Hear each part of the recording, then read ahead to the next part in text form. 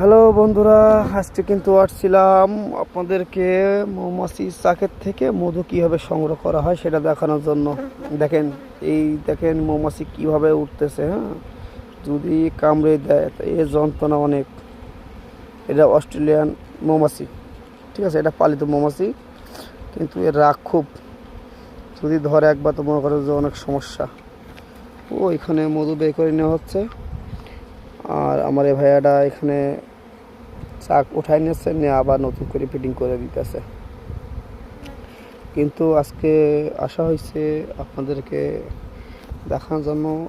এই দেখেন, আমি মাংকি ক্যাপ পরে আছি যেন মৌমাছি কামড়াতে না পারে, ঠিক আছে।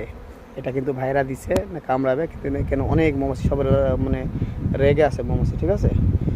কখন কি করবে ঠিক নাই, মানে কামড়ায় দিলে অনেক সমস্যা। এরা বেশি অংশ